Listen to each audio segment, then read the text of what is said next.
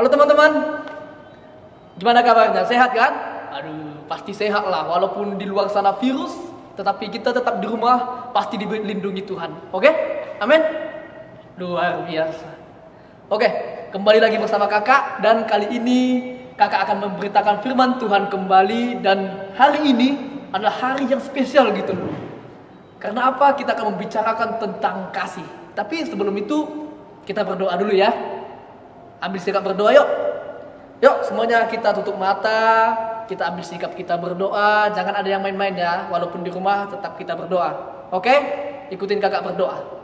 Tuhan Yesus, kami bersyukur atas berkat-Mu. Sampai hari ini Engkau masih melindungi kami, menjagai kami. Bahkan Tuhan sampai detik ini Tuhan, kami masih merasakan berkat-Mu yang luar biasa. Tuhan, hari ini Bapa, kami akan mendengarkan firman-Mu. Engkau pakai Kak Daniel sebagai pemberita firman-Mu lebih luar biasa lagi Tuhan. Tuhan, kami siap mendengarkan firman-Mu. Bersabdalah Engkau ke dalam hati kami, dan hati kami siap menerimanya Tuhan. Dan kami menjadi pelaku-pelaku firman-Mu. Terima kasih Tuhan, kami siap mendengarkannya. Di dalam nama Yesus kami berdoa. Haleluya. Amin. Oke. Udah amin teman-teman. Oke, kali ini kita berbicara tentang kasih. Dan tema kita adalah hati seluas samudra. Wis. Tahu nggak hati seluas samudra? Waduh, samudra itu luas banget. Kalau disuruh dihitung, nggak terhitung gitu loh. Jadi artinya kita juga harus memiliki hati yang seluas samudra, memiliki kasih dalam hati kita yang tidak terhitung. Walaupun banyak orang membuli kita, banyak orang yang jahatin kita, atau banyak orang yang benci sama kita, kita tidak bisa melawannya, kita tidak bisa menjahati mereka kembali. Melainkan apa? Hati kita seluas samudra, artinya kita selalu mengampuni mereka, kita selalu mengasihi mereka, kita terbuka sama mereka. Wis, itulah gambaran anak Tuhan. Kali ini gak sembarangan nih. Kali ini kakak mau cerita tentang orang yang memiliki kasih seluas samudra. Orang yang dijahatin, bahkan sampai dibunuh pun dia tetap mengasihinya. Luar biasa kan? Pernah nggak dengar yang namanya Saul? Pasti dengar kan? Daud, apalagi Daud pasti dengar kan?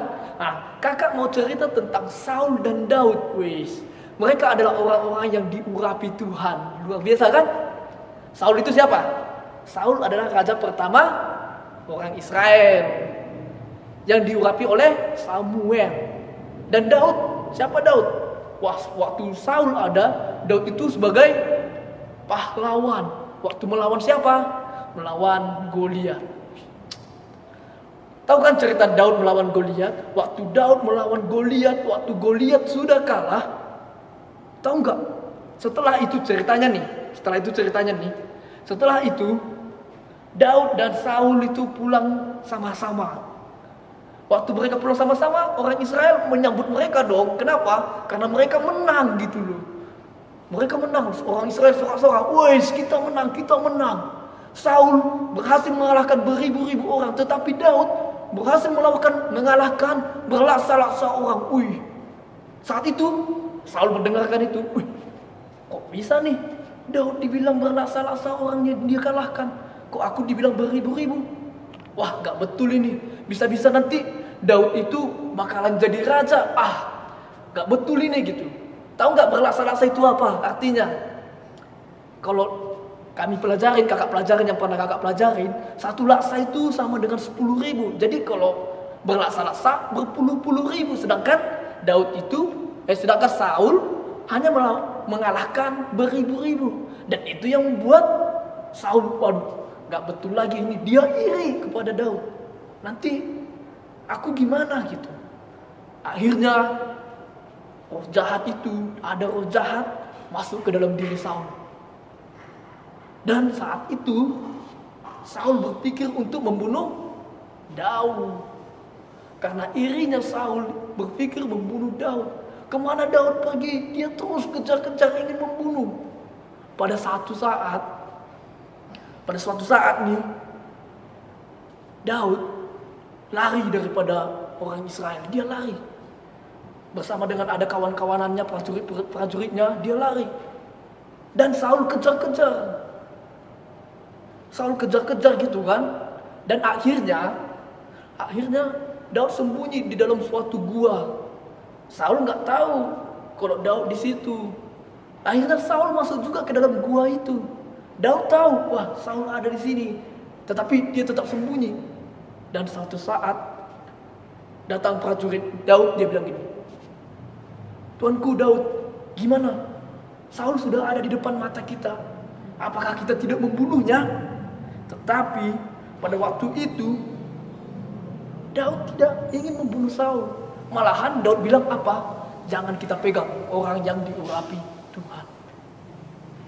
Ini yang saya maksud, ini yang kakak maksud, bahwa apa? Kita memiliki hati seluas samudera.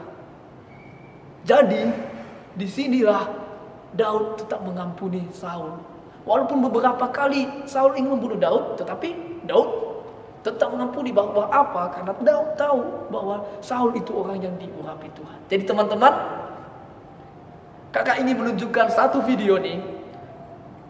Kakak ini menunjukkan satu video bagaimana ada seorang anak ini, dia sangat mengasihi temannya. Walaupun dia dibully, dia tidak peduli. Dia tetap mengasihi temannya. Tetap saksikan ya, jangan kemana-mana. Wah, istirahat. Iya. Yuk kita makan. Ayo makan dong. Kau bawa apa? Ini ada ikan apa nih? Gak tahu tapi enak banget nih. Bagi dong. Nih. Bagi dong. Nggak mau bagi dong. Bagi dong. Wah, Ayo, kita ya, makan yuk. Nanti kalau ada yang minta, jangan kasih ya. Iyalah. Yuk, kita makan.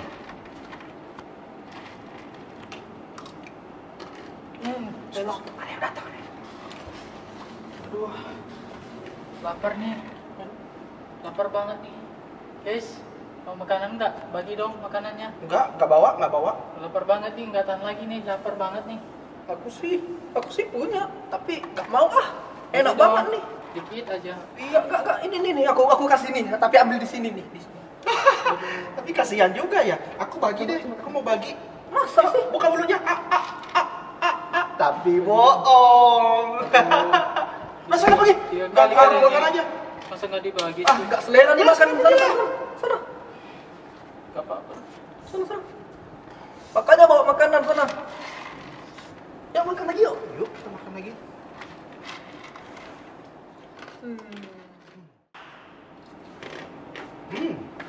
Enak sekali. Apa kabar, coy? Kamu ngapain? Aku lagi makan. Makananmu mana? Itu dia. Lupa bawanya. Mama sih tadi sibuk banget, jadi nggak dibuatin makanan. Enak nggak? Enak nggak? Enggak. Oh, pelit banget.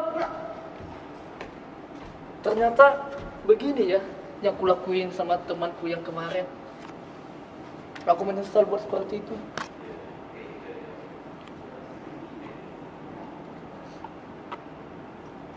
Duh. Kenapa? Kamu kenapa? Enggak, Kamu nggak bawa makanan? enggak. Ini aku bawa makanan buat kamu. Ini serius. Ya, Dulu kan aku jahatin kamu. nggak apa-apa. Kita kan saling mengasihi, saling membantu teman-teman. Nggak apa-apa, nggak usah diingat-ingat lagi ya. Ini aku bawa makanan buat kamu. Makan Maaf ya. ya. Serius nih. Iya, makan Serius? aja. Oke. Maaf ya, aku buat jahat sama kamu. Ternyata aku menyesal. Ternyata kamu orangnya baik. Udah, nggak apa-apa. Makasih ya. Gimana ceritanya? Keren bukan? Luar biasa. Walaupun ini teman ini dia tidak memiliki makanan, dia coba minta ke temannya, tetapi temannya ini membuli dia. Dia bilang, waduh, gimana nih?